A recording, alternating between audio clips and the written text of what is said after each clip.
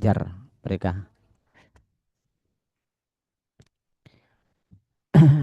Syukran Ustaz.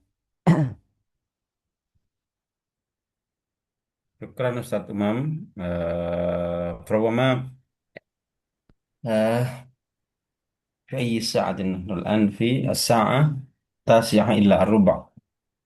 ربما سأزيد قليلا فقط عما يتعلق بهذا الموضوع. آه، الموضوع عن آه، ماذا نقول بالعربية، التفكير ما وراء المعرفة. Jadi التفكير في التفكير sebetulnya. التفكير في التفكير، إذا نحن نستخدم اللغة العربية فهو التدبر. حينما قال الله تعالى أفلا يتدبرون القرآن مثلا. التدبر هو آه، ماذا نحن نقول ما وراء المعرفة هذه. نحن نفكر في التفكير. حينما نحن نتعلم مثلا، أنا عندي صعوبة في حفظ المصطلحات العربية. فأنا عندي طريقة، وهذه الطريقة مطابقة لي، ولا أعرف أن هذه الطريقة مطابقة للآخرين. عندما أريد أن أحفظ مثلا المصطلحات في اللغة العربية، ربما لابد علي أن أكتبها، أن أكتب هذه المصطلحات، هذه العبارة في القرطاس مثلا. وبعدما كتبت أنا هذه المصطلحات وأنا أتذكر في ذهني أنا من الكلام، ربما الحكم أو الألفاظ المشهورة من العلماء، ويسهل لي أن أحفظ هذه العبارة. Jadi ada teknik-teknik tersendiri yang siswa itu harus menyadari siapa dirinya. Jadi harus tadabbur. Saya itu kalau belajar kiroah kok sukanya begini. Saya kenapa kok kalau membaca saja itu mengingatnya sulit.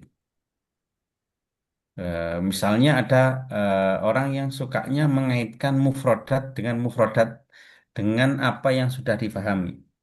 Umpamanya saya ketemu mufrodat A, oh ini ada kaitannya dengan eh, itu, dengan istilah itu.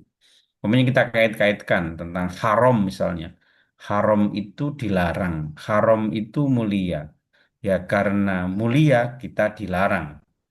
Kita diharamkan minum khamr karena khamr itu akan menghilangkan kemuliaan kita, kesehatan akal kita.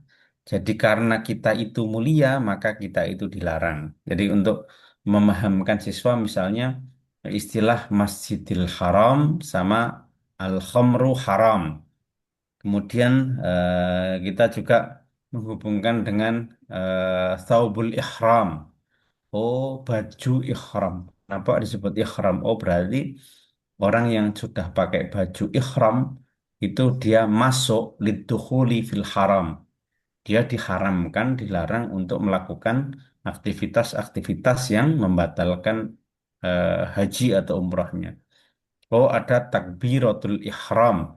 Oh, berarti orang kalau sudah takbiratul ihram, satu takbirnya itu takbirah wahidah li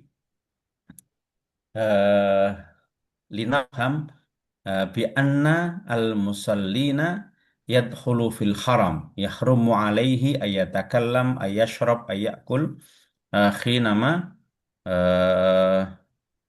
kana al musalli yusalli la yajuzu alaihi ayashrab ayashay li anna hadhihi qad eh, yukabbir takbirah wahidah lidukhul ala haram. Jadi teknik belajar orang itu macam-macam. Untuk membawai satu mufradat mungkin kita perlu mengajak anak-anak itu untuk berpikir, oh mufrodat ini artinya ini. Kalau di konteks ini artinya ini. Jadi anatomi antar antar konteks itu bisa kita sampaikan kepada anak-anak agar anak-anak terbiasa untuk berpikir dari apa yang mereka sedang hadapi itu. Inti dari metakognitif itu sebetulnya kalau dalam praktek seharian, bagaimana kita sebagai seorang guru itu bisa untuk membelajarkan anak-anak supaya mereka paham benar bagaimana pola-pola yang harus mereka lalui ketika belajar bahasa Arab.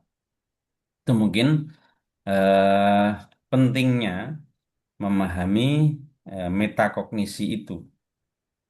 Di kita sebagai guru harus sering menerapkan itu.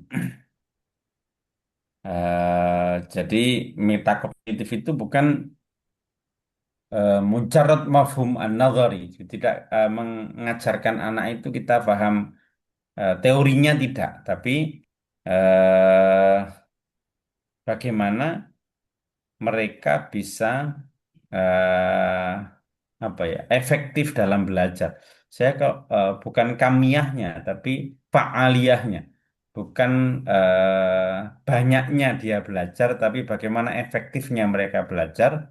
Jadi meskipun mereka secara kamiyah itu banyak belajar akan tetapi kalau fa'aliyahnya itu tidak ada ya efektivitasnya tidak ada maka ya mereka tidak akan mendapatkan hasil yang maksimal. Jadi itu inti dari tujuan kenapa kita mempelajari eh, metakognitif di dalam ilmu nafas al-lughawi ini supaya anak-anak itu bisa belajar secara mandiri, intensif, mengevaluasi dirinya. Kalau saya lebih suka menggunakan tadabbur atau tadabbur bima fa'alahu at-tadabbur bijami'i ma qad uh, at-tadabbur khilala ta'limihi lil-lughal arabiyyah kalau orang bahasa Arab itu. Jadi benar-benar ditadaburi saya itu model gaya belajar saya apa. Maka saya enaknya itu pakai teori apa. Dan itu guru harus paham bahwa ada banyak gaya belajar yang diminati oleh siswa-siswi kita dan kita harus mengevaluasi itu. Jadi kalau sudah terbiasa nanti kalau ada tantangan-tantangan dalam pembelajaran dia sendiri, dia bisa untuk menghadapi itu dengan mudah.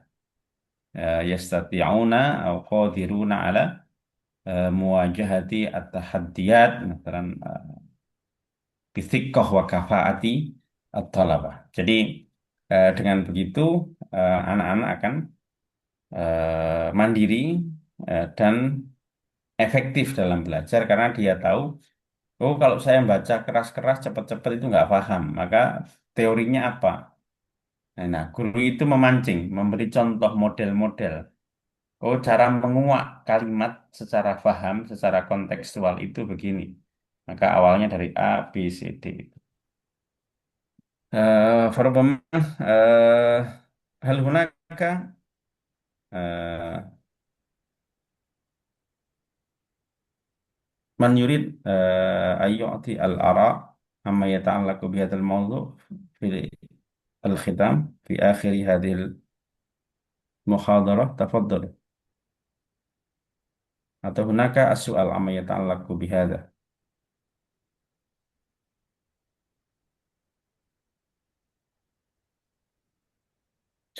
sudah ngantuk atau gimana nih Hmm.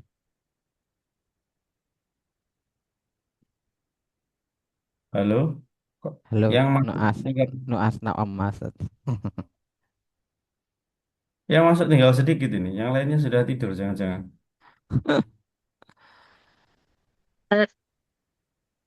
Ustadz, mau izin Ustadz. ya ya ya silahkan. Bukan Ustadz, mau minggu lalu Ustadz saya mati lampu, jadi masuknya telat Ustadz. Minggu lalu. Hmm, hmm, hmm, hmm. Hmm. Tapi hadir Ustadz. Ya. Ya, nanti coba kita lihat lagi nanti ya. Kalau absen-absen itu biasanya saya mengabsen itu tinggal melihat siapa yang hadir, saya absen. Kalau ada ya ada, kalau enggak ya enggak. Mungkin ada yang telat, ada yang gini.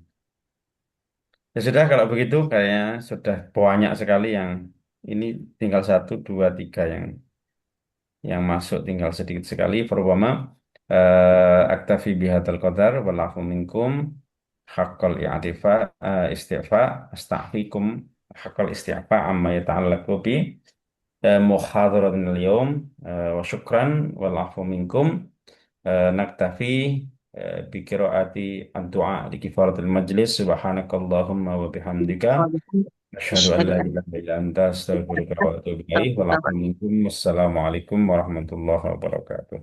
Waalaikumsalam Waalaikumsalam warahmatullahi warahmatullahi Waalaikumsalam wabarakatuh. warahmatullahi wabarakatuh. wabarakatuh. Barakallahu fiikum.